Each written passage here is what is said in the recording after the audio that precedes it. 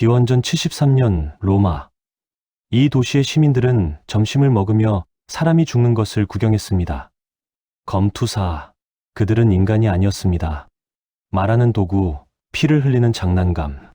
그런데 그 장난감 중 하나가 칼끝을 관객이 아닌 주인에게 겨눕니다.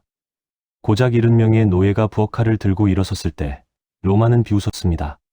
그러나 웃음은 오래가지 못했습니다. 70명은 수천이 되었고 수천은 수만이 되었으며 마침내 12만 대군이 되어 로마 정규군단을 짓밟기 시작합니다. 공화정 500년 역사상 단 한 번도 없었던 일. 노예가 주인의 군대를 박살낸 것입니다. 로마 원로원은 공포에 질렸고 이탈리아 반도 전체가 한 남자의 이름 앞에 떨었습니다. 스파르타쿠스. 오늘 그 이름의 처음부터 끝까지를 이야기합니다. 여러분의 구독과 좋아요는 영상 제작에 큰 힘이 됩니다. 한장 트라키아의 아들, 로마의 그림자. 기원전 111년경, 발칸 반도의 동쪽, 오늘날 불가리아 일대에 해당하는 땅에 트라키아라는 이름의 세계가 있었습니다. 그리스인들은 이 땅을 야만의 영역이라 불렀고, 로마인들은 아직 완전히 삼키지 못한 거친 변방으로 여겼습니다. 그러나 트라키아인들 스스로에게 이 땅은 자부심 그 자체였습니다. 그들은 태어나면서부터 전사였습니다. 트라키아의 남자아이는 걸음마를 떼기도 전에 아버지의 칼집 소리를 자장가처럼 들으며 자랐고 5살이면 나무 막대기로 형제와 모의 전투를 벌였으며 10살이면 진짜 칼을 손에 쥐었습니다. 이것은 잔인함이 아니었습니다. 생존이었습니다. 트라키아는 사방이 적이었기 때문입니다. 북쪽에서는 켈트 부족들이 끊임없이 국경을 침범했고 남쪽에서는 마케도니아의 후예들이 영토를 넘봤으며 그리고 서쪽에서는 거대한 그림자 하나가 서서히 그러나 확실하게 다가오고 있었습니다. 로마. 스파르타쿠스는 바로 이 땅에서 태어났습니다. 그의 출생에 대한 기록은 놀라울 정도로 적습니다. 고대 사료들은 그가 트라키아 출신이라는 사실에는 대체로 동의하지만 정확히 어떤 부족 출신인지 어떤 가문에서 태어났는지에 대해서는 엇갈립니다. 플루타르코스는 그를 유목민족 트라키아인이라 묘사했고 아피아노스는 트라키아 태생으로 한때 로마 보조군으로 복무한 적이 있는 자라고 기록했습니다. 플로루스는 그를 로마 군단의 용병이었다가 탈영하여 도적이 되었고 이후 체력과 용맹 덕분에 검투사가 된 자라고 적었습니다. 기록마다 세부는 다르지만 한 가지 확실한 것이 있습니다. 그는 귀족이 아니었습니다. 왕자가 아니었습니다. 역사의 조명을 받을 운명으로 태어난 사람이 아니었습니다. 그는 이름 없는 전사 부족의 아들이었고 그것이 전부였습니다. 그러나 그 전부가 그를 만들었습니다. 트라키아 전사의 훈련 방식은 그리스나 로마의 그것과 근본적으로 달랐습니다. 로마 군단병은 규율과 대형의 부품으로 길러졌습니다. 개인의 무용보다 집단의 기계적 정밀함이 우선이었고 한 명의 영웅보다 만 명의 톱니바퀴를 원했습니다. 반면 트라키아 전사는 개인 전투의 극한을 추구했습니다. 그들의 상징 무기인 시카스크, 안쪽으로 휘어진 곡도는 방패 뒤에 숨는 적의 옆구리를 파고들기 위해 설계된 것이었고 이 무기를 자유자재로 다루려면 민첩성, 순발력, 그리고 상대의 움직임을 본능적으로 읽는 야수적 감각이 필요했습니다. 스파르타쿠스는 어린 시절부터 이 전투 철학 속에서 단련되었을 것입니다. 그의 몸에는 트라키아의 전쟁 유전자가 새겨져 있었습니다. 그런데 이 시기 트라키아를 이해하려면 반드시 로마 공화정이라는 괴물의 실체를 먼저 들여다봐야 합니다. 기원전 2세기에서 1세기로 넘어가는 시점, 로마는 겉으로는 공화정의 이상을 내세우면서도 안으로는 이미 제국의 탐욕으로 가득 차 있었습니다. 포에니 전쟁에서 카르타고를 멸망시킨 뒤 로마는 지중해의 유일한 패권 국가가 되었습니다. 그리스를 삼켰고 소아시아를 집어삼켰으며 북아프리카를 속주로 만들었고 히스파니아를 지배 아래 두었습니다. 그리고 이 정복 전쟁의 부산물로 로마 사회에는 전례 없는 규모의 것이 쏟아져 들어왔습니다. 노예. 로마의 노예 제도는 인류 역사상 가장 체계적이고 가장 잔혹한 것 중 하나였습니다. 기원전 1세기 로마와 이탈리아 반도의 전체 인구가 약 600만에서 700만으로 추산되는데 그중 노예의 수는 200만에서 300만에 달했다는 연구가 있습니다. 인구의 3분의 1에서 거의 절반에 가까운 사람들이 인간이 아닌 재산으로 분류되었다는 뜻입니다. 그들은 법적으로 말하는 도구인 스트루멘 전부였습니다. 농기구와 같은 범주에 속했고 주인은 노예를 팔고 빌려주고 고문하고 죽일 수 있는 완전한 권리를 가졌습니다. 시칠리아의 거대 농장, 이른바 라티푼디움에서는 수만 명의 노예가 족쇄에 묶인 채 새벽부터 해질녘까지 밀밭을 갈았습니다. 채찍이 리듬을 맞추었고 쓰러진 자는 길가에 버려졌습니다. 광산 노예의 운명은 더 참혹했습니다. 히스파니아의 은광과 사르데냐의 채석장에서 노예들은 햇빛을 보지 못한 채 갱도 속에서 일하다 폐가 먼지로 가득 차 죽어갔습니다. 평균 수명이 채 몇 년이 되지 않았다고 전해집니다. 그런데 이 거대한 노예 경제 위에 하나의 산업이 꽃처럼 피어올랐습니다. 검투사 경기, 즉 글라디아토르 문화입니다. 로마 시민들은 사람이 사람을 죽이는 것을 오락으로 소비했습니다.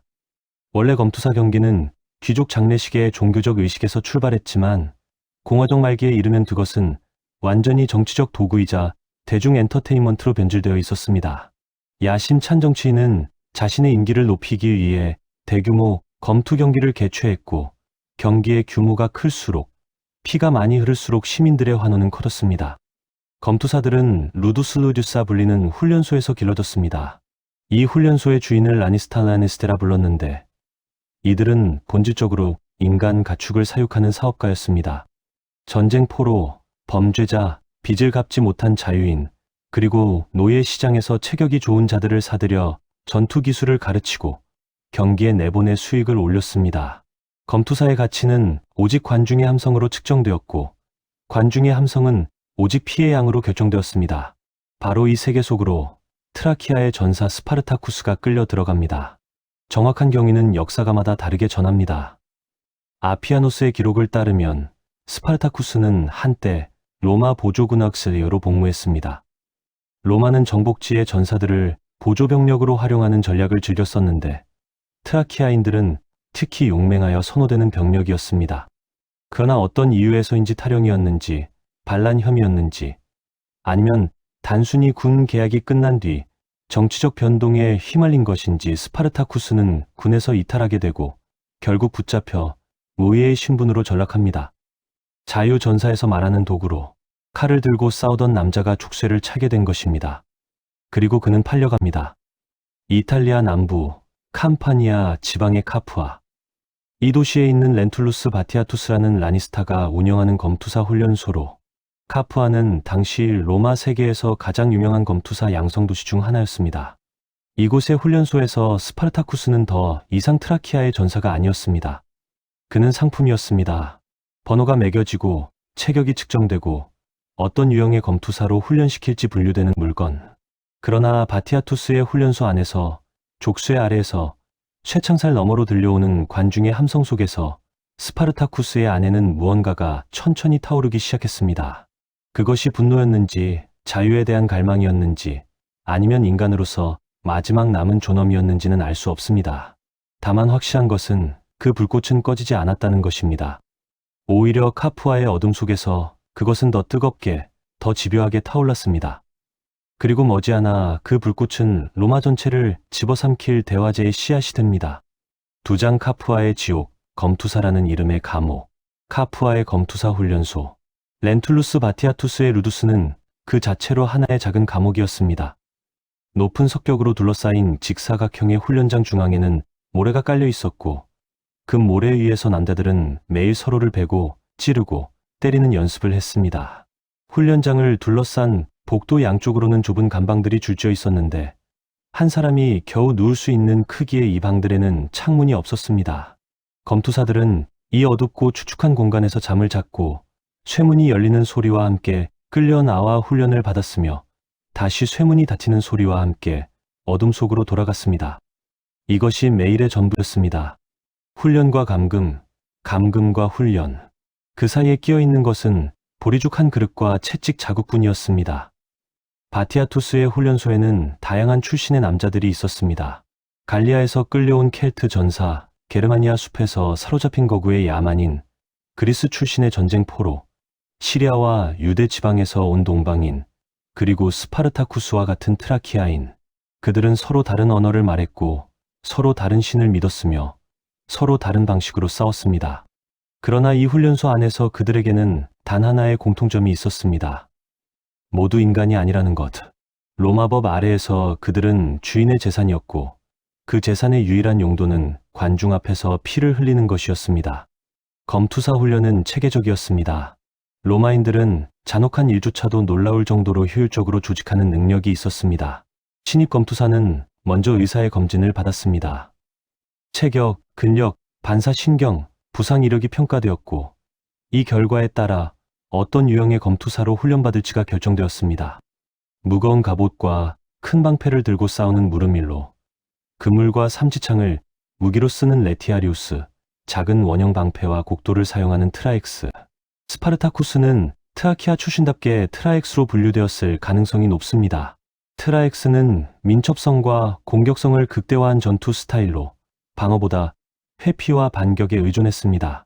트라키아 곡도 시카에 휘어진 날은 상대의 방패 뒤를 공격하기에 적합했고 이 무기를 제대로 다루려면 상대의 무게중심 이동을 순간적으로 읽어내는 동물적 감각이 요구되었습니다. 스파르타쿠스에게 이것은 새로운 기술이 아니었습니다.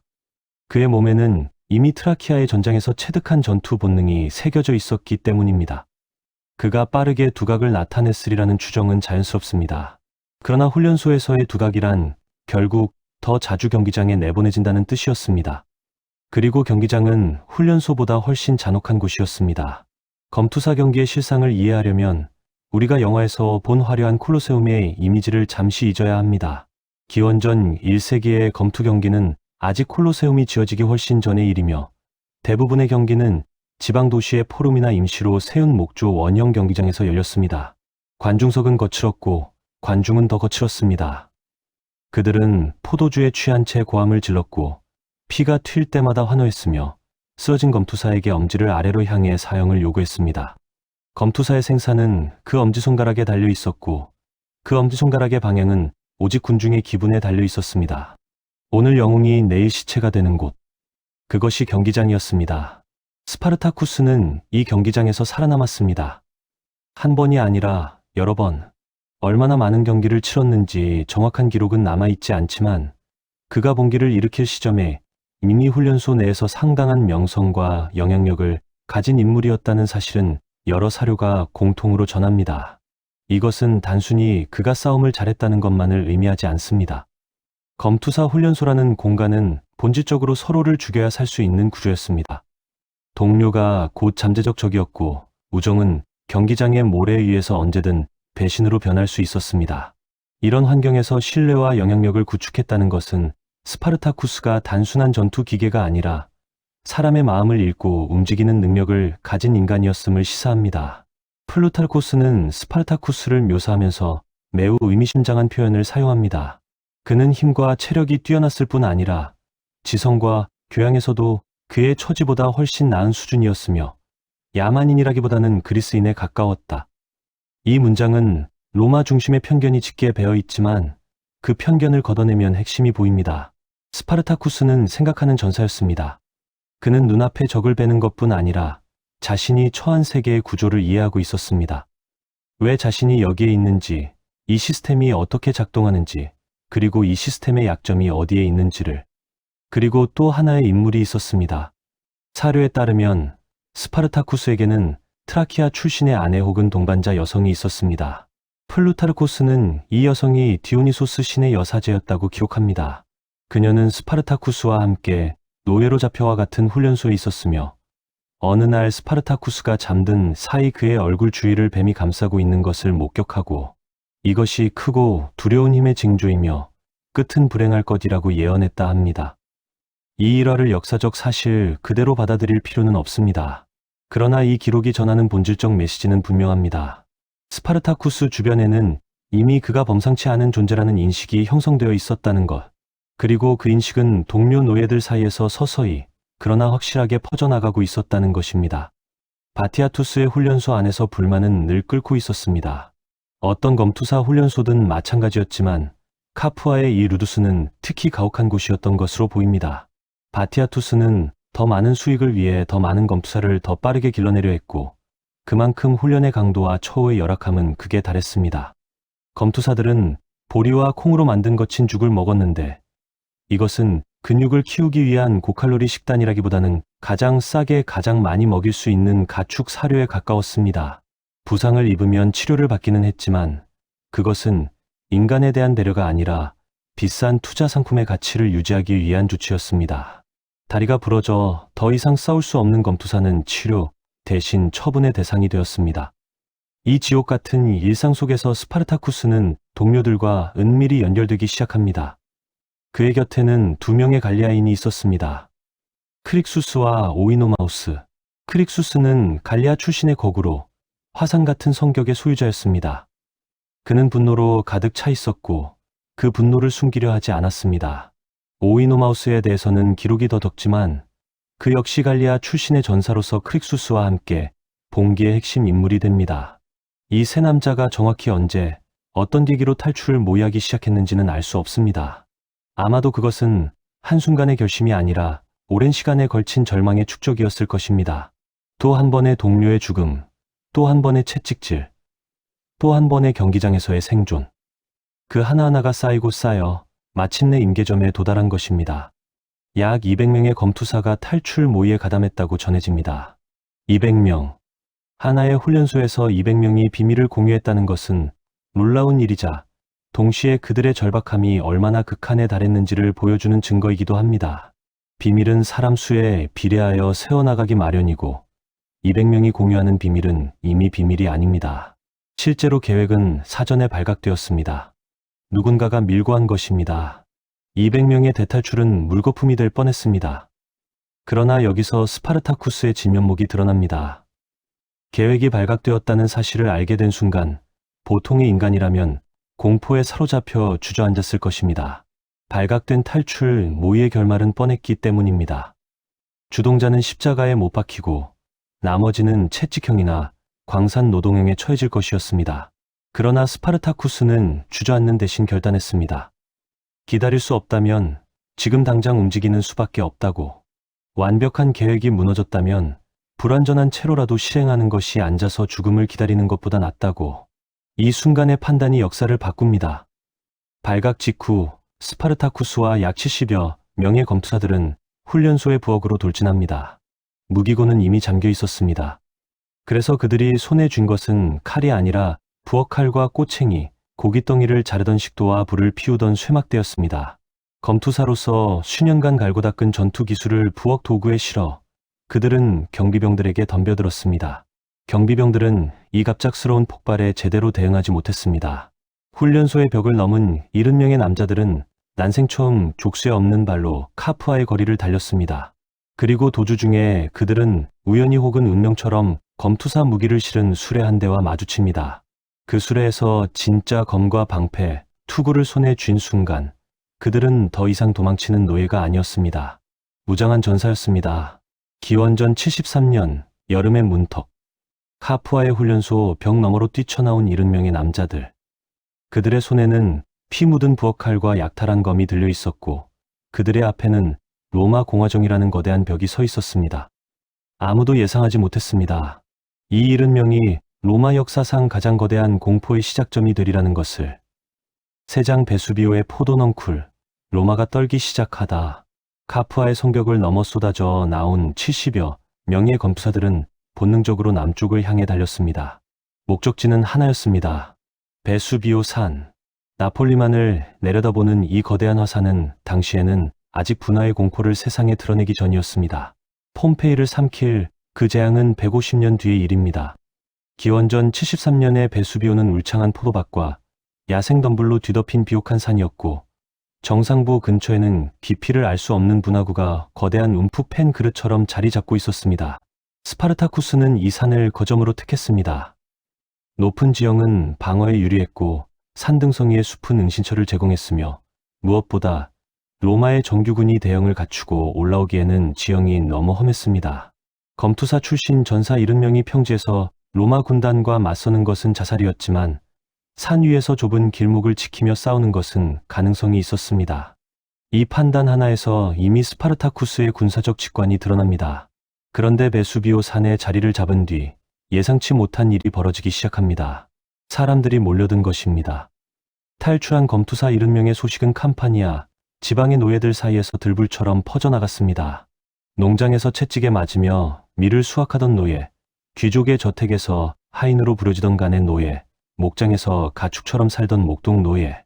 그들에게 카프아의 검투사들이 주인을 죽이고 탈출했다는 소식은 단순한 뉴스가 아니었습니다. 그것은 상상조차 해본 적 없는 가능성의 문이 열리는 소리였습니다. 노예도 싸울 수 있다는 것, 쇠사슬이 끊어질 수 있다는 것. 1명, 2명, 10명, 100명. 베수비오 산기슭으로 올라오는 사람들의 행렬은 날이 갈수록 길어졌습니다. 도망친 노예들뿐만이 아니었습니다. 로마의 확장에 밀려 땅을 잃은 자유농민, 빚에 쫓기는 빈민, 로마 사회의 가장 밑바닥에서 짓눌려 살던 사람들까지 합류했습니다. 스파르타쿠스의 무리는 급속도로 불어나기 시작했습니다. 로마 원로원은 처음에 이 소식을 심각하게 받아들이지 않았습니다. 그도 그럴 것이 기원전 73년에 로마는 동시다발적인 위기에 직면해 있었기 때문입니다. 히스파니아에서는 세르토리우스가 이끄는 반란군이 로마 군단을 고전시키고 있었고, 소아시아에서는 폰투스의 왕 미트리다테스 6세가 세 번째 전쟁을 준비하고 있었으며, 지중해 전역에서는 해적 세력이 로마의 해상 무역을 위협하고 있었습니다. 이런 상황에서 이탈리아 남부의 노예 몇십 명이 도망쳤다는 보고는 원로원의 우선순위 목록에서 한참 아래에 있었습니다. 원로원은 정규 군단을 보내는 대신 카프아 인근의 지방 민병대로 충분히 처리할 수 있다고 판단했습니다. 이 판단이 첫 번째 실수였습니다. 그러나 사태가 예상보다 빠르게 커지자 원로원은 마지못해 군대를 파견합니다. 다만 그것은 정규 군단이 아니었습니다. 원로원이 보낸 것은 클라우디우스 글라베르라는 법무관 프레이터 휘하의 3,000명 규모 급조 부대였습니다. 정규 군단병이 아닌 급하게 징집한 민병대 수준의 병력이었지만 그래도 3,000명이었습니다. 무장과 훈련 면에서 도망친 노예들과는 비교가 되지 않는 정규 전투 병력. 글라베르는 자신감에 차 있었습니다. 상대는 고작 도망친 노예 때에 불과했으니까요. 글라베르는 베수비오 산으로 진군하여 산 정상으로 올라가는 유일한 길목을 봉쇄했습니다. 그의 전략은 단순했습니다. 포위하고 굶기는 것. 산 위의 노예들은 보급이 없었고 물과 식량이 바닥나면 스스로 내려와 항복하거나 아니면 굶어 죽을 것이었습니다. 로마군은 산 아래에 진을 치고 느긋하게 기다리기 시작했습니다. 군사학적으로 보면 이것은 합리적인 전략이었습니다. 높은 지형에 자리 잡은 적을 정면으로 공격하는 것은 어리석은 일이고 보급을 차단하여 서서히 조이는 것이 피해를 최소화하는 방법이었으니까요. 글라베르는 이 작전이 실패할 가능성을 전혀 고려하지 않았습니다. 그리고 이것이 그의 두 번째 실수, 아니 치명적인 실수였습니다. 글라베르가 간과한 것은 두 가지였습니다. 첫째, 그의 상대가 단순한 도망 노예가 아니라 전문적으로 훈련받은 검투사 집단이라는 것. 둘째, 그 집단을 이끄는 자가 스파르타쿠스라는 것. 산 위에서 스파르타쿠스는 상황을 냉정하게 분석하고 있었습니다. 정면 돌파는 불가능했습니다. 유일한 길목은 로마군이 막고 있었고 그 길로 내려가는 것은 도살장에 스스로 걸어 들어가는 것과 같았습니다. 물과 식량은 제한적이었고 시간은 로마의 편이었습니다. 전공법으로는 답이 없는 상황. 그러나 스파르타쿠스는 전공법이 아닌 다른 길을 찾아냅니다. 베수비오 산 정상부의 분화구 주변에는 야생 포도넝쿨이 무성하게 자라고 있었습니다. 보통의 군사 지휘관이라면 거들떠보지도 않았을 이 식물을 스파르타쿠스는 전혀 다른 눈으로 바라보았습니다. 그는 동료들에게 포도넝쿨을 잘라 엮으라고 명령합니다. 길고 질긴 넝쿨을 엮어 사다리를, 아니 밧줄을 만든 것입니다. 그리고 그날 밤 어둠이 베수비오를 뒤덮자 스파르타쿠스와 그의 전사들은 로마군이 감시하지 않은 산의 반대편 절벽으로 이동합니다. 거의 수직에 가까운 절벽이었습니다. 어떤 군대도 이 절벽을 통해 내려올 수 있다고는 생각하지 못했기에 글라베르는 이쪽에 보초를 세우지 않았습니다.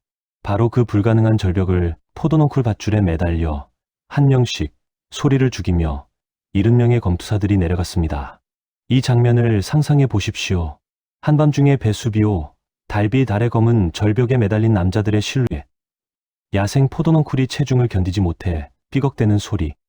한 손에는 넝쿨을, 다른 손에는 칼을 쥔 채 바위를 더듬어 내려가는 맨발. 밑을 내려다보면 까마득한 어둠뿐이고 넝쿨이 끊어지면 그것으로 끝입니다. 그러나 아무도 멈추지 않았습니다. 위에서 기다리는 것은 굶주림과 항복이었고 항복 뒤에 기다리는 것은 십자가였기 때문입니다. 그들에게 선택지란 없었습니다. 내려가거나 죽거나. 전원이 절벽을 내려온 뒤 스파르타쿠스는 곧바로 공격 명령을 내립니다. 야생 포도농쿨로 만든 밧줄을 타고 절벽을 내려온 검투사들은 로마군 진영의 후방으로 돌아 들어갔습니다. 글라베르의 병사들은 산 위만 바라보고 있었습니다. 적이 산 아래로 내려올 수 있다는 생각 자체를 하지 못했기 때문입니다. 기습은 완벽했습니다. 한밤중에 후방에서 쏟아져 들어온 검투사들의 공격에 로마군은 순식간에 혼란에 빠졌습니다. 잠에서 깬 병사들이 무기를 찾아 허둥대는 사이 이미 칼날은 그들의 목 위에 있었습니다.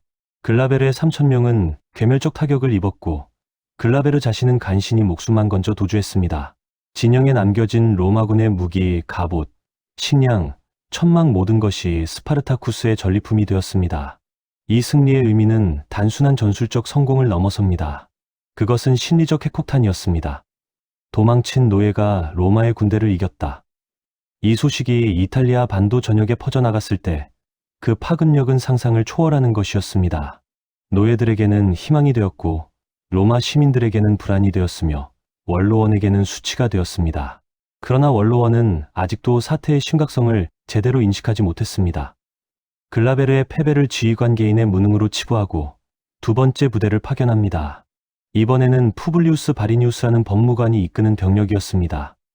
바리니우스의 군대 역시 정규 군단과는 거리가 멀었습니다. 급하게 징집한 병력의 사기도 낮았고 노예와 싸우러 간다는 사실에 자존심이 상한 병사들도 많았습니다. 바리니우스는 군대를 여러 분견대로 나누어 스파르타쿠스를 포위하려 했지만 이것은 오히려 스파르타쿠스에게 각계격파의 기회를 선물하는 꼴이 되었습니다. 스파르타쿠스는 분산된 로마군 분견대를 하나씩 격파해 나갔습니다. 바리니우스의 부장 프리우스가 이끄는 부대 2,000명을 먼저 격파하고 이어서 코시니우스가 이끄는 부대마저 무너뜨렸습니다. 코시니우스는 목욕을 하다가 기습당해 간신히 알몸으로 도주했다는 기록까지 전해집니다. 로마 지휘관이 노예에게 쫓겨 벌거벗은 채 도망쳤다는 이 굴욕적 일화는 로마 사회에 충격을 주었습니다. 마침내 바리니우스 본대마저 스파르타쿠스에게 패하고 바리니우스의 군마와 지휘봉, 심지어 법무관에 속한 페스까지 빼앗겼습니다. 법무관의 속간은 로마 공화정의 권위를 상징하는 물건이었습니다. 그것을 노예가 빼앗았다는 것은 단순한 군사적 패배가 아니라 로마의 존엄 자체가 모래 위에 내팽개쳐진 것과 같았습니다. 두 번의 연속된 승리는 스파르타쿠스의 반란을 완전히 새로운 차원으로 끌어올렸습니다. 이제 이것은 단순한 노예 탈출이 아니었습니다. 하나의 전쟁이었습니다. 이탈리아 남부 전역에서 노예들의 합류가 폭발적으로 증가했고 스파르타쿠스의 군대는 수만 명 규모로 불어났습니다. 스파르타쿠스는 이 급증하는 병력을 단순한 오합지졸로 내버려 두지 않았습니다. 그는 검투사 동료들을 교관으로 삼아 새로 합류한 자들에게 기본적인 전투 훈련을 시켰고 약탈한 로마군 무기로 무장시켰으며 부대를 편제하고 지휘 체계를 갖추기 시작했습니다. 노예들의 무리가 군대의 형태를 갖추어 가고 있었습니다. 로마 원로원은 이제야 비로소 깨달았습니다. 이것은 진압이 아니라 전쟁이라는 것을. 이탈리아 반도의 심장부에서 노예 군대가 로마의 군사력에 도전하고 있다는 현실을. 그러나 깨달음은 늦었고 스파르타쿠스라는 이름은 이미 이탈리아 전역에 새겨진 뒤였습니다. 지배자들에게는 공포의 이름으로, 억압받는 자들에게는 희망의 이름으로.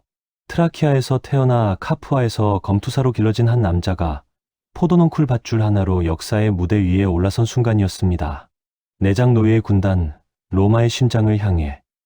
기원전 73년 가을, 베수비오에서 시작된 불길은 이탈리아 남부 전체를 집어삼키고 있었습니다. 스파르타쿠스의 군대는 캄파니아 평원을 휩쓸며 하나의 도시에서 다른 도시로 이동했고 가는 곳마다 두 가지 일이 동시에 벌어졌습니다. 로마인 지주들의 장원이 불탔고 그 장원의 족쇄에서 풀려난 노예들이 스파르타쿠스의 대열에 합류했습니다. 루카니아, 브루티움, 아풀리아. 이탈리아 남부의 지명들이 하나씩 스파르타쿠스의 진군 경로 위에 올라갔고 그때마다 그의 군대는 눈덩이처럼 불어났습니다. 수백이 수천이 되었고 수천이 수만이 되었습니다. 기원전 72년 봄이 되었을 때 고대 사료들이 전하는 스파르타쿠스 군대의 규모는 7만에서 12만에 이릅니다. 단 몇 달 만에 70명이 12만이 된 것입니다. 이 숫자의 폭발적 증가 자체가 로마 사회 밑바닥에 얼마나 거대한 분노가 축적되어 있었는지를 웅변합니다. 그러나 숫자가 곧 전투력은 아니었습니다. 12만 명 중 실제로 전투 경험이 있는 자는 극소수였습니다. 대다수는 어제까지 밭을 갈거나 가축을 몰던 농업 노예들이었고 칼을 잡아본 적도 없는 사람들이었습니다. 여자와 아이들도 섞여 있었습니다. 가족 단위로 탈출해온 노예들이 많았기 때문입니다. 이 거대하고 혼란스러운 인간의 바다를 하나의 군대로 조직하는 것. 이것이 스파르타쿠스 앞에 놓인 가장 큰 과제였습니다. 그리고 그는 이 과제를 놀라울 정도로 효과적으로 수행해냅니다. 스파르타쿠스는 로마 군단의 편제를 모방했습니다. 이것은 그가 한때 로마 보조군으로 복무했다는 기록과 정확히 부합하는 대목입니다. 그는 로마군의 내부 작동 방식을 직접 경험한 적이 있었고 그 경험을 이제 로마에 맞서는데 사용한 것입니다. 적의 무기로 적을 치는 것. 스파르타쿠스는 군대를 보병 중심의 대형으로 편성하고 검투사 출신의 전사들을 각 부대의 지휘관으로 배치했습니다. 크릭수스와 오이노마우스가 주요 부대를 맡았고 이름이 전해지지 않는 여러 검투사 출신 전사들이 소규모 부대의 지휘를 담당했습니다. 새로 합류한 노예들에게는 기본적인 대형 유지와 무기 사용법이 훈련되었습니다. 완벽한 로마 군단의 복제품은 아니었지만 적어도 오합지졸은 더 이상 아니었습니다. 무기의 확보도 체계적으로 이루어졌습니다. 초기에는 패배한 로마군에게서 약탈한 무기와 갑옷이 주요 공급원이었지만 규모가 커지면서 그것만으로는 부족했습니다.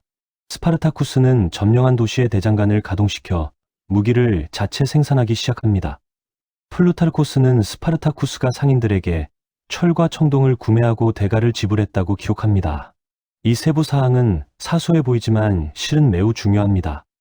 약탈이 아니라 거래를 했다는 것은 스파르타쿠스가 단순한 약탈자가 아닌 장기적 전략을 가진 지도자로 행동하고 있었음을 의미합니다. 무분별한 약탈은 단기적으로는 효과적이지만 주변 지역의 적대감을 키우고 보급선을 스스로 끊는 결과를 낳습니다. 스파르타쿠스는 이것을 이해하고 있었습니다. 그런데 바로 이 시점에서 승승장구하는 반란군 내부의 첫 번째 균열이 나타납니다. 크릭수스와의 갈등이었습니다. 갈리아 출신의 거구 전사 크릭수스는 처음부터 스파르타쿠스와 성격이 달랐습니다. 스파르타쿠스가 냉정한 전략가였다면 크릭수스는 뜨거운 전사였습니다.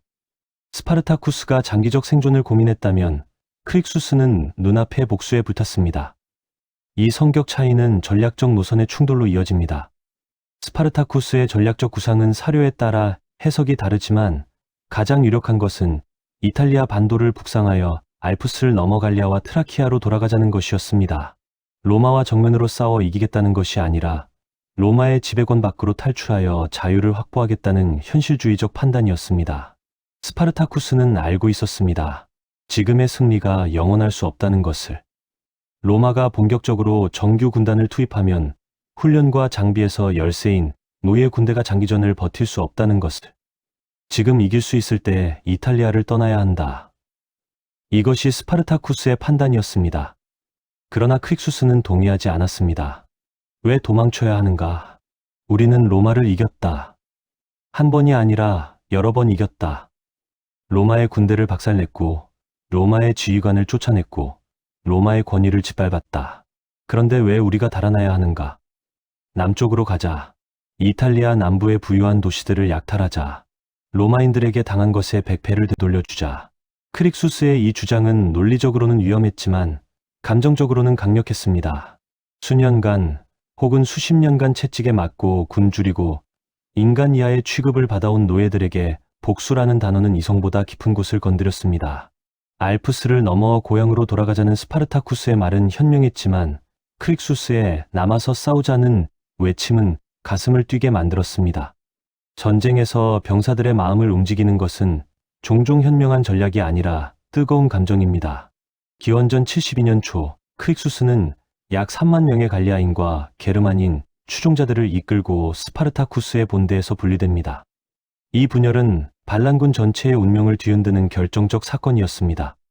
12만의 군대가 두 동강이 났고 로마에게는 각계격파의 기회가 열렸습니다. 그리고 로마는 마침내 본격적으로 움직이기 시작합니다. 기원전 72년 로마 원로원은 사태의 심각성을 인정하고 전례 없는 대응에 나섭니다. 이번에는 법무관이 아니라 집정관이었습니다.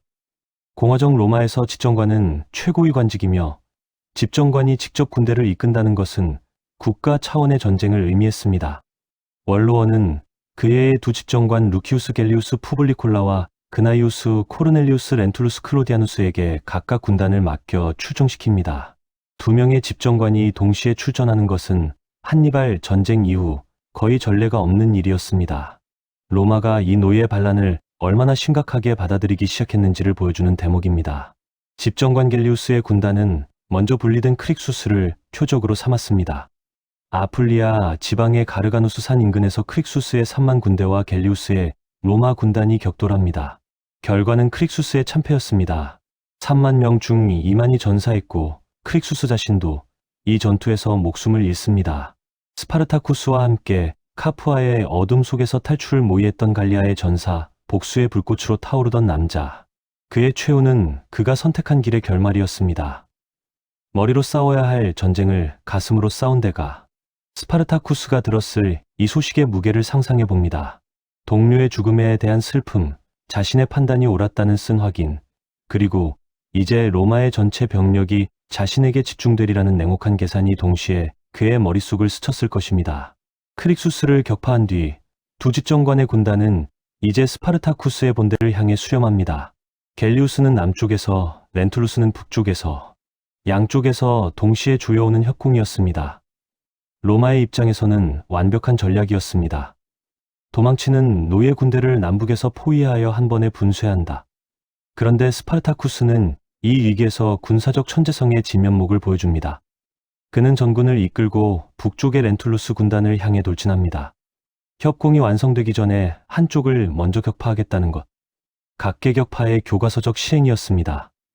렌툴루스의 군단은 스파르타쿠스의 전력 공격에 무너졌고, 이어서 방향을 돌린 스파르타쿠스는 뒤따라오던 갤리우스의 군단까지 격파합니다.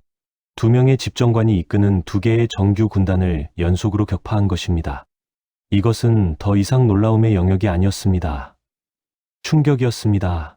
공화정 로마 500년 역사에서 두 집정관 군단이 동시에 패배한 사례는 손에 꼽을 정도였고, 그 상대가 노예라는 사실은 로마인들의 세계관 자체를 흔들어 놓았습니다. 스파르타쿠스는 승리의 여세를 몰아북진을 계속합니다. 이탈리아 반도를 종단하며 알프스를 향해 올라가는 그의 진군은 거침이 없었습니다. 도중에 만나는 로마의 지방 수비대는 상대가 되지 않았고, 길 위에서 합류하는 노예들로 병력은 계속 구충되었습니다. 그리고 마침내 스파르타쿠스의 군대는 이탈리아 북부 키살피나 갈리아에 도달합니다. 알프스가 보이는 곳까지 온 것입니다. 이곳에 로마 총독 가이우스 카시우스 롱기누스가 1만 명의 군대로 막아섰지만 스파르타쿠스는 이 군대마저 무티나 전투에서 분쇄합니다. 알프스가 눈앞에 있었습니다. 산맥을 넘으면 갈리아의 평원이 펼쳐지고 거기서 더 동쪽으로 가면 트라키아의 고향 땅이 있었습니다. 자유가 산 하나 너머에 있었습니다. 그런데 이 순간 역사는 가장 수수께끼 같은 전환점을 맞이합니다. 스파르타쿠스는 알프스를 넘지 않았습니다. 그는 군대를 돌려 다시 남쪽으로 향합니다. 왜였을까? 2000년이 지난 지금까지도 역사가들이 합의에 이르지 못한 질문입니다. 자유가 손에 닿을 거리에 있었는데 왜 그는 돌아섰는가? 부하들이 이탈리아의 부를 약탈하려는 욕구를 꺾지 못했다는 해석이 있고, 갈리아 너머의 불확실한 미래보다 이탈리아에서의 확실한 현재를 택했다는 분석도 있으며, 애초에 알프스 탈출이 목표가 아니었다는 반론도 있습니다. 어쩌면 그는 크릭수스의 죽음을 복수하고 싶었는지도 모릅니다. 어쩌면 12만 명의 기대를 짊어진 지도자로서 혼자만의 판단으로 이 거대한 인간의 물결을 움직일 수 없었는지도 모릅니다. 이유가 무엇이든 그가 알프스 앞에서 남쪽으로 발길을 돌린 그 순간 자유로 향하는 문은 닫히기 시작했습니다. 아직 스파르타쿠스 자신은 그것을 모르고 있었지만 이탈리아의 남쪽에서는 로마가 마지막 카드를 꺼내 들고 있었습니다. 그 카드의 이름은 마르쿠스 리키니우스 크라수스. 로마에서 가장 부유하고 가장 야심차며 가장 냉혹한 남자였습니다. 5장 정점 위의 그림자, 영광과 균열 사이. 기원전 72년 늦여름 스파르타쿠스의 군대는 이탈리아 반도를 남쪽으로 되돌리며 행군하고 있었습니다. 알프스를 등진 채 다시 로마의 심장부를 향해 걸어가는 시기만 대군. 객관적 수치만 놓고 보면 이 순간의 스파르타쿠스는 역사상 가장 성공한 노예 반란의 지도자였습니다. 로마 공화정의 법무관 2명을 격파했고 집정관 2명을 연속으로 무너뜨렸으며 키살피나 갈리아의 총독까지 분수했습니다. 공화정 500년 역사에서 이토록 연속적으로 로마 정규군을 격파한 적은 한니발 이후 단 한 명도 없었습니다. 그리고 그 한니발은 카르타고라는 국가의 지원을 받는 정교 장군이었지만 스파르타쿠스는 국가도 없고 보급선도 없고 동맹도 없는 도망친 노예였습니다. 맨손으로 시작하여 제국을 뒤흔든 것입니다. 이탈리아 남부로 남하하는 스파르타쿠스의 군대가 지나는 곳마다 로마의 지배 질서는 무너져 내렸습니다. 대농장의 노예들이 풀려나고 곡물 창고가 열렸으며 로마 관리들은 도망치거나 숨었습니다. 일부 사료는 스파르타쿠스가 이 시기에 죽은 크릭수스를 추모하기 위해 로마식 검투 경기를 개최했다고 전합니다. 다만 이번에는 역할이 뒤집혀 있었습니다. 경기장에 선 것은 노예가 아니라 사로잡힌 로마 군인 포로들이었고 관중석에 앉아 그것을 지켜본 것은 해방된 노예들이었습니다. 주인이 노예에게 강요했던 그 잔혹한 오락을 이제 노예가 주인에게 되돌려준 것입니다. 이 장면에 대한 해석은 분분합니다. 야만적 복수극이었다고 비난하는 시각이 있고 로마가 만든 시스템의 잔혹함을 거울처럼 비추어 보여준 상징적 행위였다고 보는 시각도 있습니다. 어느 쪽이든 확실한 것은 이 순간 스파르타쿠스의 반란이 단순한 도주를 넘어 로마 사회 질서 자체에 대한 도전이 되었다는 것입니다. 그러나 정점은 언제나 하강의 시작점이기도 합니다. 겉으로 보이는 군사적 성공의 이면에서 스파르타쿠스의 반란군은 이미 여러 겹의 구조적 위기를 안고 있었습니다. 첫 번째 위기는 지위 통일의 문제였습니다. 크릭수스의 분리와 죽음은 끝이 아니라 시작이었습니다. 12만이라는 숫자 안에는 트라키아인, 갈리아인, 게르만인, 시리아인, 유대인, 그리스인, 이탈리아 토착민 등 수십 개의 민족과 언어가 뒤섞여 있었습니다. 이들을 하나로 묶어주는 유일한 끈은 로마에 대한 증오와 자유에 대한 갈망이었지만 구체적으로 어디로 가서 무엇을 할 것인가에 대해서는 집단마다 생각이 달랐습니다. 트라키아인들은 고향으로 돌아가고 싶었고 갈리아인들은 갈리아로 가고 싶었으며 일부는 이탈리아에 남아 약탈을 계속하고 싶었고 또 일부는 시칠리아로 건너가 독립왕국을 세우자고 주장했습니다. 공동의 적이 있을 때는 하나로 뭉칠 수 있었지만 승리가 계속되자 오히려 승리 이후에 대한 비전의 차이가 수면 위로 떠올랐습니다. 두 번째 위기는 보급이었습니다. 12만 명의 인간이 이동한다는 것은 상상 이상의 물류적 부담을 의미합니다. 매일 수십 톤의 식량이 필요했고 물을 확보할 수 있는 강이나 우물 근처에 진을 쳐야 했으며 병자와 부상자를 돌볼 의료 인력은 턱없이 부족했습니다. 스파르타쿠스에게는 로마와 같은 정교한 보급 체계가 없었습니다. 로마 군단은 속주에서 걷어들인 세금과 곡물로 운영되는 거대한 보급망을 갖추고 있었지만 스파르타쿠스의 군대는 지나가는 도시와 농장에서 식량을 확보하는 수밖에 없었습니다. 초기에는 이것이 가능했지만 같은 지역을 반복해서 지나가면 약탈할 것이 바닥나고 주변 주민들의 적대감은 높아졌습니다. 거대한 군대는 거대한 입이었고 그 입을 먹이는 것은 전투에서 이기는 것만큼이나 어려운 과제였습니다. 세 번째 위기는 더 본질적인 것이었습니다.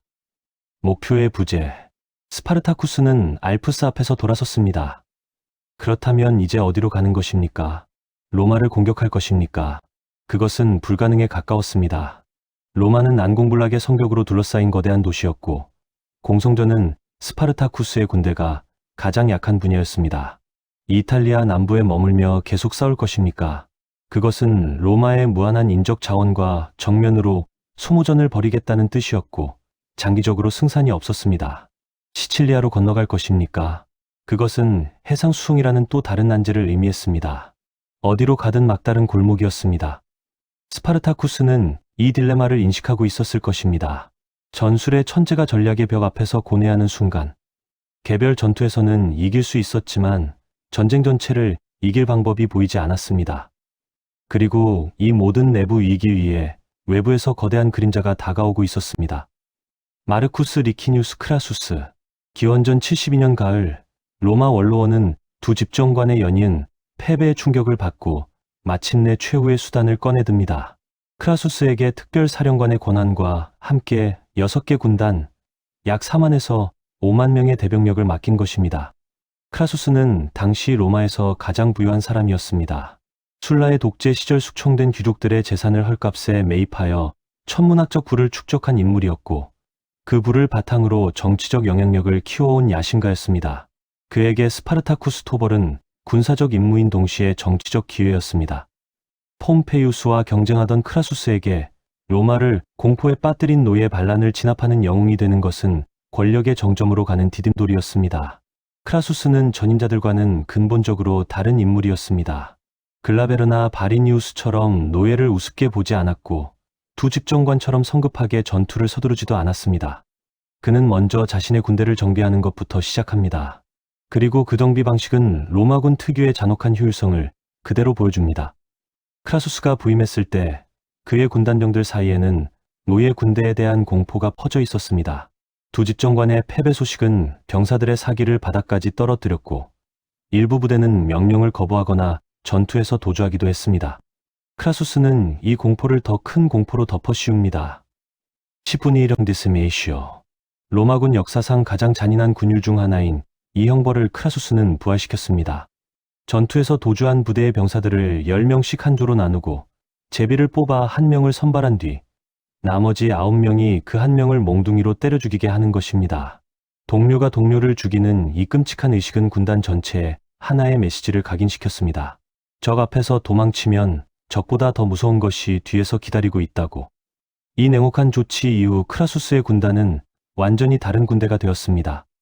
공포가 규율이 되었고 규율이 전투력이 되었습니다.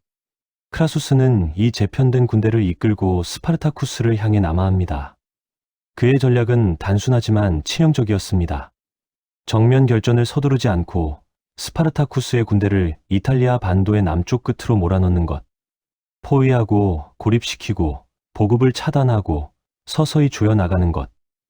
베수비오에서 글라베르가 시도했던 전략과 본질은 같았지만 규모와 실행력이 차원이 달랐습니다.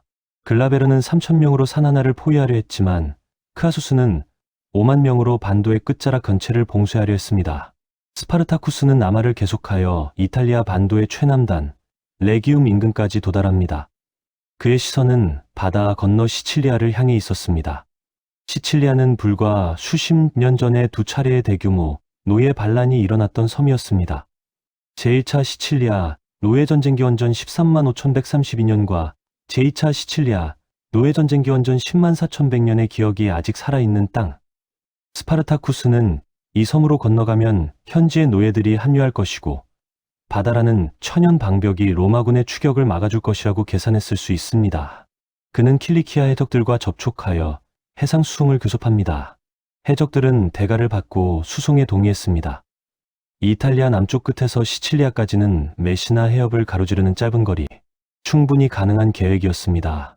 그러나 해적들은 약속을 지키지 않았습니다. 대가를 받아 챙긴 뒤 배를 보내지 않고 사라져 버린 것입니다. 배신이었습니다. 혹은 로마의 압력에 굴복한 것일 수도 있습니다. 이유가 무엇이든 결과는 같았습니다. 스파르타쿠스의 군대는 이탈리아 반도의 최남단에 고립되었습니다. 앞에는 건널 수 없는 바다가, 뒤에서는 크라수스의 5만 대군이 다가오고 있었습니다. 그리고 크라수스는 이 기회를 놓치지 않았습니다. 그는 레기움의 좁은 지역에 해저와 방벽을 구축하기 시작합니다.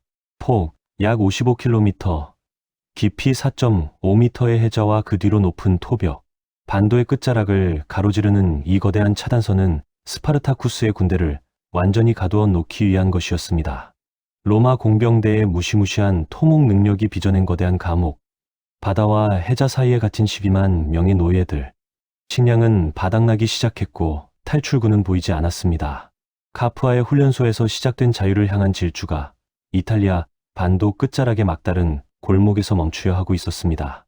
스파르타쿠스의 앞에는 바다가, 뒤에는 크라수스의 해자가, 그리고 12만 명의 입을 먹일 식량은 하루하루 줄어들고 있었습니다. 정점에서 추락으로 전환은 언제나 이토록 갑작스럽습니다. 6장 해자, 너머의 절망, 무너지는 군단. 기원전 71년 겨울, 이탈리아 반도의 최남단 레기움. 스파르타쿠스의 12만 대군은 크라수스가 파놓은 거대한 해자와 메시나 해협의 차가운 바다 사이에 갇혀 있었습니다. 해자의 규모는 압도적이었습니다. 반도의 한쪽 해안에서 다른 쪽 해안까지 약 55km를 가로지르는 이 인공협곡은 단순한 방어선이 아니라 하나의 거대한 감옥이었습니다. 깊이 4.5m, 폭 4.5m의 도랑 뒤에는 높은 토벽이 쌓여 있었고 그 토벽 위에는 크라수스의 군단병들이 교대로 보초를 섰습니다. 로마 공병대의 토목 능력은 경이로운 것이어서 이 거대한 차단선은 놀라울 정도로 짧은 시간 안에 완성되었습니다. 크라수스는 스파르타쿠스와 싸우지 않고 이기려 했습니다. 칼이 아니라 삽으로, 전투가 아니라 시간으로, 해자 안에 갇힌 12만 명이 굶어서 무너질 때까지 기다리겠다는 것이었습니다. 해자 안쪽의 상황은 날이 갈수록 악화되었습니다. 레기움 일대의 식량은 이미 바닥을 드러내고 있었습니다. 12만 명의 인간이 소비하는 식량의 양은 상상을 초월하는 것이었고 한정된 땅에서 그것을 지속적으로 조달하는 것은 불가능했습니다.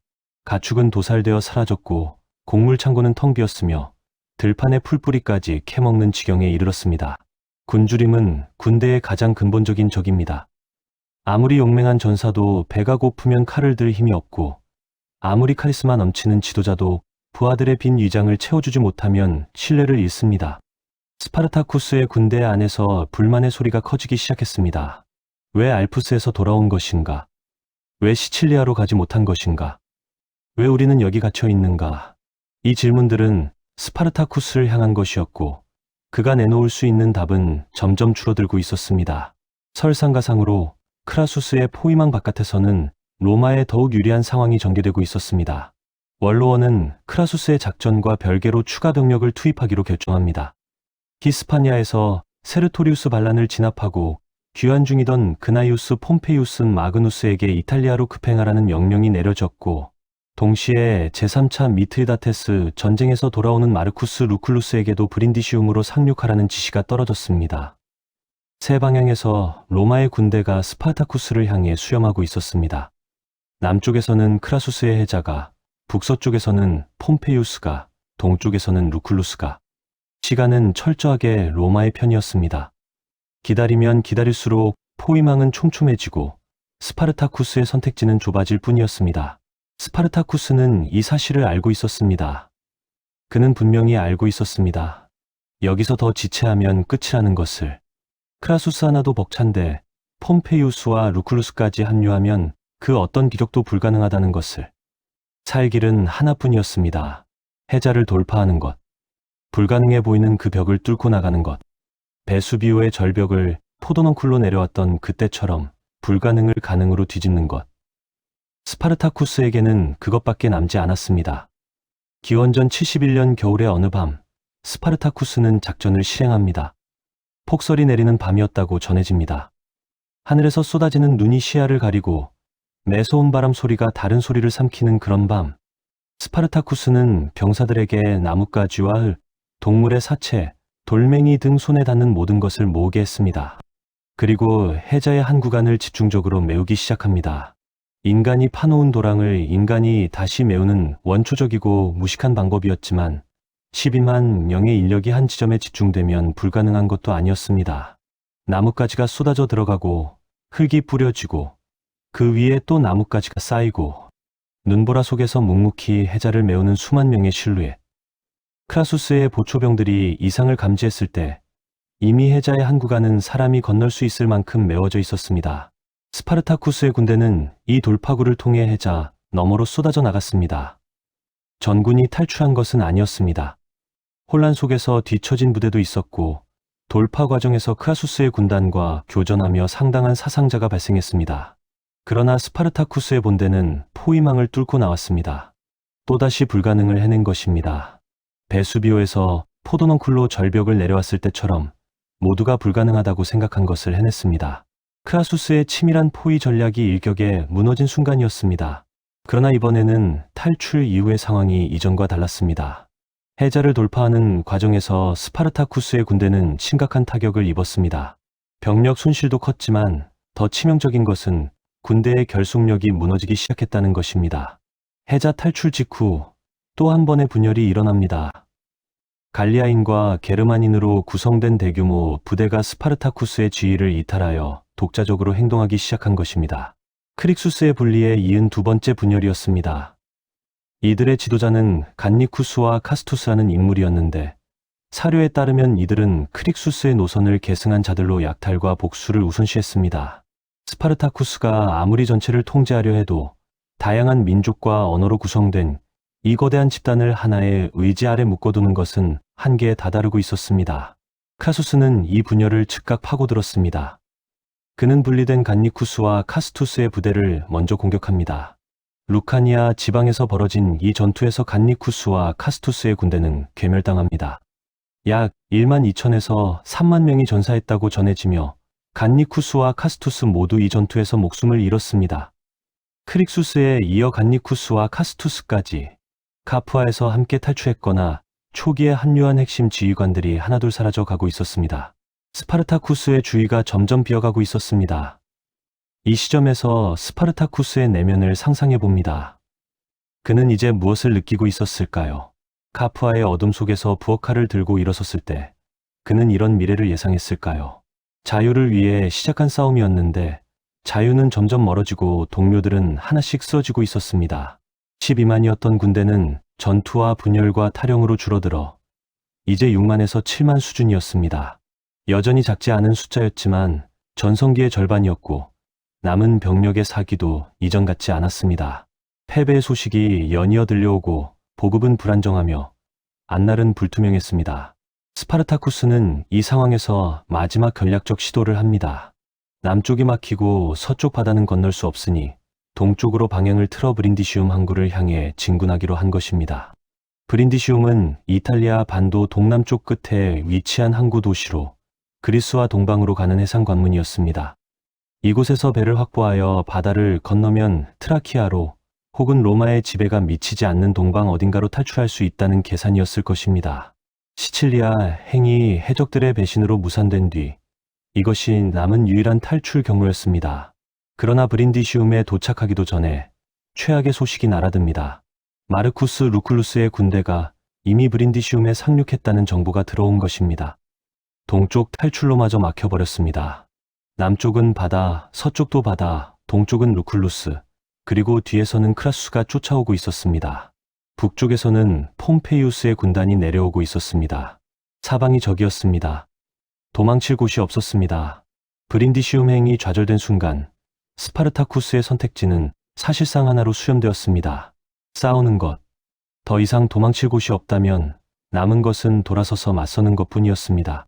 크라수스를 향해 정면으로 마지막으로 트라키아의 전사로 태어나 로마의 검투사로 길러지고 노예 군대의 지도자로 일어섰던 남자. 그 남자의 앞에 마지막 전장이 기다리고 있었습니다. 7장 돌아서다 마지막 전장을 향해. 기원전 71년 봄 루카니아 지방 실라루스 강 인근 스파르타쿠스는 군대를 멈추었습니다. 더 이상 행군하지 않았습니다. 2년 가까이 이탈리아 반도를 종횡무진 누비던 발걸음이 이곳에서 멈추었습니다. 남쪽의 바다, 동쪽의 루쿨루스, 북쪽의 폼페이우스, 그리고 바로 뒤에서 쫓아오는 크라수스. 사방이 벽이었습니다. 더 이상 도망칠 곳이 없다는 것을 스파르타쿠스는 알고 있었습니다. 그의 군대도 알고 있었습니다. 공기 중에 떠도는 그 인식, 말하지 않아도 모두가 느끼는 그 무게. 이것이 마지막이라는 것. 스파르타쿠스는 진영을 세우고 병사들을 정비했습니다. 남은 병력은 약 6만에서 7만. 전성기의 절반이었지만 여전히 거대한 숫자였습니다. 그러나 숫자 이면의 실상은 녹록하지 않았습니다. 오랜 행군과 굶주림에 지친 병사들, 연이은 분열과 패배의 소식에 사기가 떨어진 병사들, 그리고 무엇보다 더 이상 어디로 가야 하는지 모르는 병사들. 목표가 사라진 군대는 빈 껍데기와 같습니다. 알프스로의 탈출도 실패했고 시칠리아 도하도 좌절됐으며 브린디시움 행마저 막혀버렸습니다. 이제 남은 것은 무엇이었을까요? 스파르타쿠스는 그의 병사들에게 무슨 말을 해주었을까요? 우리는 이길 수 있다고 했을까요? 아니면 자유인으로 죽자고 했을까요? 기록은 남아있지 않습니다. 다만 한 가지 확실한 것은 그가 도망치지 않았다는 것입니다. 도망칠 수 없었기 때문이 아니라 도망치지 않기로 선택했기 때문입니다. 크라수스의 군대가 다가오고 있었습니다. 6개 군단, 약 4만에서 5만의 정규 로마 군단병. 10분이 1형의 공포로 단련된 철의 규율을 가진 군대. 크라수스 자신도 이 전투의 무게를 알고 있었습니다. 폼페이우스가 북쪽에서 내려오고 있었기 때문입니다. 만약 폼페이우스가 먼저 도착하여 전투에 참여하거나 더 나쁜 경우 폼페이우스가 스파르타쿠스를 격파하는 결정적 역할을 맡게 된다면 모든 영광은 폼페이우스에게 돌아갈 것이었습니다. 크라수스에게 이 전쟁은 군사적 임무인 동시에 정치적 경주였습니다. 폼페이우스가 도착하기 전에 끝내야 했습니다. 스파르타쿠스를 자신의 손으로, 자신의 군단으로, 자신의 전쟁으로 끝내야 했습니다. 결전 직전 사료들이 전하는 하나의 장면이 있습니다. 스파르타쿠스에게 말 한 필이 끌려왔습니다. 지휘관이 말을 타고 전장을 지휘하는 것은 당연한 일이었지만 스파르타쿠스는 그 말 앞에서 칼을 뽑아 들었습니다. 그리고 말의 목을 베었습니다. 자신의 군말을 자신의 손으로. 플루타르코스가 전하는 이 장면에서 스파르타쿠스는 이렇게 말했다고 합니다. 이기면 적의 말을 얼마든지 얻을 수 있고 지면 말이 필요 없다고. 이 행위의 의미는 단순합니다. 퇴로의 차단. 말이 없으면 도망칠 수 없습니다. 지휘관이 도망칠 수단을 스스로 파괴했다는 것은 여기서 이기거나 여기서 죽겠다는 선언이었습니다. 그것은 병사들을 향한 메시지이기도 했습니다. 나는 도망치지 않는다. 너희와 함께 여기 서겠다. 살든 죽든 이 자리에서. 카프아의 훈련소에서 부엌칼을 들고 일어섰던 그 순간이 떠오릅니다.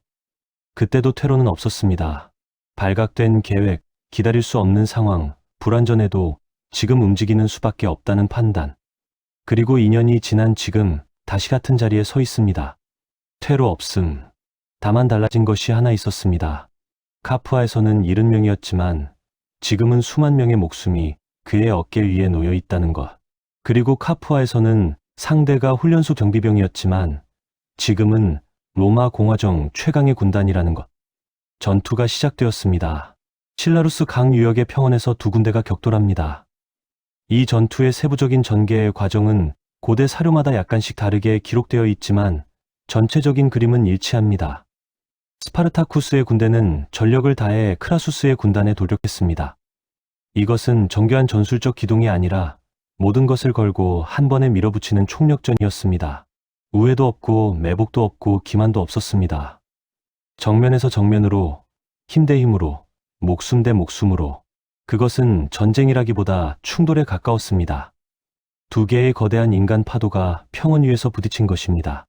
스파르타쿠스의 병사들은 죽을 힘을 다해 싸웠습니다. 그들에게는 물러설 곳이 없었기 때문입니다. 패배하면 기다리는 것은 항복이 아니라 십자가였습니다. 로마는 반란 노예에게 자비를 베풀지 않았습니다. 죽음 아니면 죽음. 그것이 그들 앞에 놓인 유일한 선택지였고 차라리 칼을 들고 서서 죽는 쪽이 십자가 위에서 천천히 죽는 것보다 나았습니다. 이 절박함이 그들의 전투력을 극한까지 끌어올렸습니다. 초반 교전에서 스파르타쿠스의 군대는 크라수스의 전선에 상당한 타격을 입혔고 일부 구간에서는 로마군의 방진을 밀어붙이는 데 성공하기도 했습니다. 그러나 전투가 길어지면서 차이가 드러나기 시작했습니다.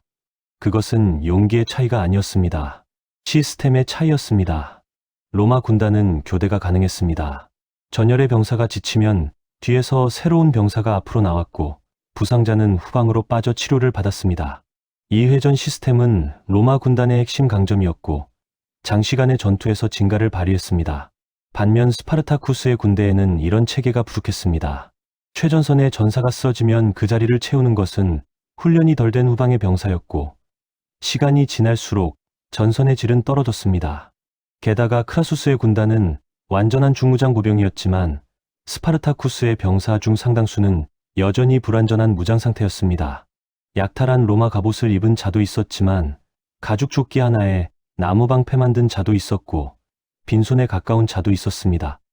전투의 균형이 서서히 그러나 확실하게 로마 쪽으로 기울기 시작합니다. 스파르타쿠스의 전선이 밀리기 시작했고 밀린 부분에서 붕괴가 시작되었으며 붕괴는 옆으로 번져나갔습니다.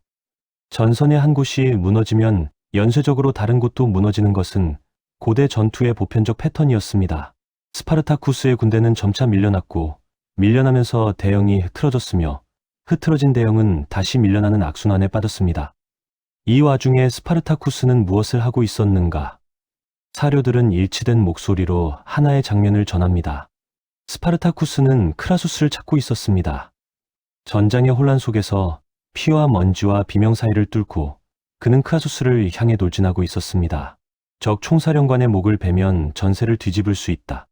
지휘부를 제거하면 로마군은 혼란에 빠진다. 이것은 절박한 도박이었지만 동시에 검투사다운 판단이기도 했습니다. 경기장에서 살아남는 법은 간단합니다. 상대를 쓰러뜨리는 것. 그리고 스파르타쿠스에게 상대는 크라수스였습니다. 플루타르코스의 기록에 따르면 스파르타쿠스는 크라수스를 향해 돌진하는 과정에서 로마군 백인대장 켄투리오 2명을 직접 베어 쓰러뜨렸습니다. 백인대장은 로마 군단의 중추이자 전장에서 가장 강한 전사들입니다. 그 백인대장 2명을 죽이고도 여전히 전진하던 스파르타쿠스, 크라수스까지의 거리가 좁혀지고 있었습니다. 그러나 그는 끝내 크라수스에게 도달하지 못했습니다. 주위를 에워싼 로마 군단병들의 칼과 창이 그를 막아섰고 함께 돌진하던 동료들이 하나씩 쓰러져 갔으며 그 자신도 전투 중에 허벅지에 부상을 입었습니다. 아피아노스의 기록은 스파르타쿠스의 마지막 순간을 이렇게 전합니다. 허벅지에 창을 맞은 스파르타쿠스는 한쪽 무릎을 꿇었습니다. 일어설 수 없었습니다. 그러나 그는 무릎을 꿇은 채로 방패를 앞에 세우고 칼을 들어 다가오는 적에게 맞섰습니다. 서서 싸울 수 없으면 무릎으로라도 싸우겠다는 것. 트라키아의 전사로 태어나 로마의 검투사로 단련된 남자의 마지막 모습이었습니다. 끝내 그는 쓰러졌습니다. 수많은 로마 군단병들의 칼에 에워싸여 정확히 누구의 칼이 그의 최후를 가져왔는지는 기록되지 않았습니다. 아마도 한 사람의 칼이 아니라 여러 사람의 칼이었을 것입니다. 혼전 속에서, 피와 먼지 속에서 이름 모를 군단병들의 칼이 그의 몸에 꽂혔을 것입니다. 스파르타쿠스의 시신은 끝내 발견되지 않았습니다. 전장을 뒤덮은 수만 구의 시신 속에서 그의 몸을 식별해낸 사람은 아무도 없었습니다. 로마는 적 지도자의 시신을 확보하여 공개적으로 전시하는 것을 승리의 증거로 삼았지만 스파르타쿠스의 경우에는 그것이 불가능했습니다. 이것이 의도된 것인지 혼전의 결과인지는 알 수 없습니다. 다만 이 사실은 훗날 하나의 상징이 됩니다. 시신이 없다는 것은 죽음이 확인되지 않았다는 것이고 죽음이 확인되지 않았다는 것은 이야기가 끝나지 않았다는 것이기 때문입니다. 전투의 결과는 참혹했습니다. 스파르타쿠스의 군대는 괴멸되었습니다.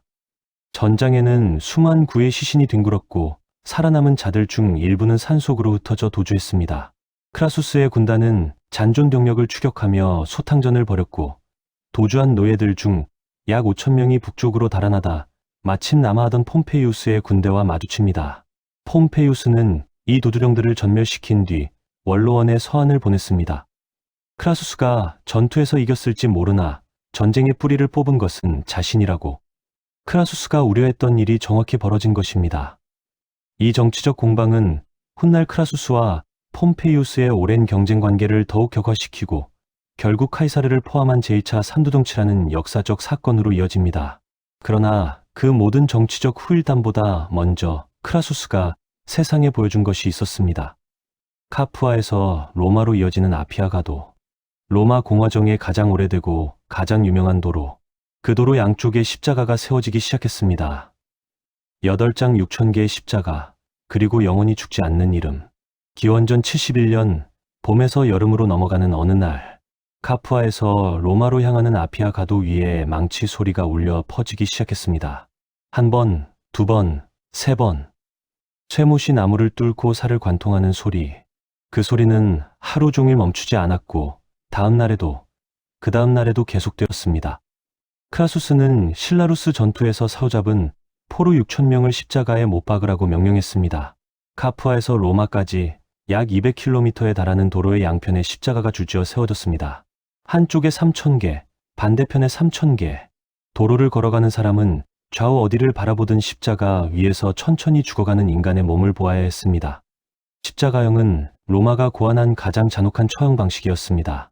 그것은 단순한 사형이 아니라 고통의 극대화를 목적으로 설계된 것이었습니다. 십자가에 못 박힌 사람은 바로 죽지 않았습니다. 손목과 발목을 관통한 못이 체중을 지탱했고 매달린 자세에서 횡격막이 압박을 받아 호흡이 점점 어려워졌습니다. 숨을 쉬려면 못 박힌 발로 몸을 밀어 올려야 했고 그때마다 쇠못이 살을 찢으며 극심한 고통이 밀려왔습니다. 이 과정이 수시간에서 길게는 수일 동안 반복되었습니다. 탈수, 감염, 질식, 심장마비. 죽음은 천천히, 아주 천천히 찾아왔습니다. 그리고 이 죽음이 6,000번 반복된 것입니다.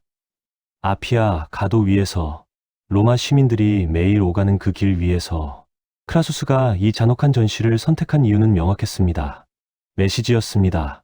로마에 맞서면 이렇게 된다는 메시지. 노예가 주인에게 칼을 들면 이것이 그대가라는 메시지. 이 십자가들은 이탈리아 반도의 모든 노예에게 보내는 경고였고, 동시에 로마 시민들에게 보내는 안심의 신호였습니다. 반란은 끝났다. 질서는 회복되었다. 로마는 건재하다. 크라수스는 이 6,000개의 십자가를 자신의 정치적 업적으로 삼았고, 실제로 이 공로를 바탕으로 기원전 70년 폼페이우스와 함께 집정관에 선출됩니다. 노예들의 피 위에 세워진 권력의 계단이었습니다. 그런데 역사에 아이러니가 있습니다. 크라수스는 이 승리로 로마의 정점에 올랐지만 그의 최후는 스파르타쿠스 못지않게 비참했습니다. 기원전 53년 파르티아 원정에 나선 크라수스는 카르아의 전투에서 대패하고 사로잡혀 처형됩니다. 전설에 따르면 파르티아인들은 크라수스의 입에 녹인 금을 부어 넣었다고 합니다. 평생 금을 갈구하던 남자에게 내린 잔혹한 풍자. 스파르타쿠스를 짓밟고 올라선 남자의 최후가 이러했습니다. 폼페이우스 역시 마찬가지입니다. 스파르타쿠스의 잔존 병력 5,000명을 소탕하며 자신의 공로를 과시했던 폼페이우스는 기원전 48년 카이사르와의 내전에서 패한 뒤 이집트로 도주했다가 암살당합니다. 해변에서 칼에 찔려 쓰러진 그의 머리는 잘려 카이사르에게 보내졌습니다. 스파르타쿠스를 몰아넣었던 두 남자, 크라수스와 폼페이우스. 그들은 각각 이민족과 동료 로마인의 손에 의해 비극적 최후를 맞이했습니다. 노예 반란의 승리자들이 거둔 것은 결국 잠시의 영광과 영원한 피였습니다. 스파르타쿠스의 반란이 진압된 뒤 로마는 표면적으로는 안정을 되찾았습니다. 노예 제도는 계속되었고 검투사 경기는 더 화려해졌으며 공화정은 제국으로의 전환을 향해 달려가고 있었습니다. 스파르타쿠스의 이름은 로마의 공식 역사에서 가능한 한 작게 취급되었습니다. 노예의 반란을 영웅담으로 기록할 이유가 로마에는 없었기 때문입니다. 그러나 완전히 지울 수도 없었습니다. 플루타르코스가 기록했고 아피아누스가 기록했으며 플로루스가 기록했습니다. 적의 손으로 쓰인 기록 속에서조차 스파르타쿠스의 용기와 지성과 카리스마는 지워지지 않았습니다. 적이 인정할 수밖에 없었던 위대함, 그것이 스파르타쿠스였습니다. 그리고 세월이 흘렀습니다. 로마 공화정은 제국이 되었고 제국은 흥성했다가 쇠퇴했으며 마침내 멸망했습니다. 중세가 왔고 르네상스가 왔고 근대가 왔습니다. 그 긴 세월 동안 스파르타쿠스의 이름은 잊히지 않았습니다. 오히려 시간이 흐를수록 더 빛났습니다. 18세기 프랑스 계몽사상가 볼테르는 스파르타쿠스의 전쟁을 아마도 유일하게 정의로운 전쟁이라 불렀습니다.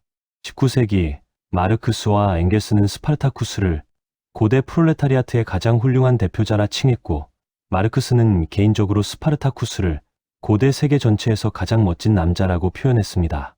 20세기 초 독일에서 로자 룩셈부르크와 카를 리프크네이트가 이끈 급진 사회주의 운동의 이름이 무엇이었는지 아십니까? 스파르타쿠스단 스파르타쿠스반디였습니다.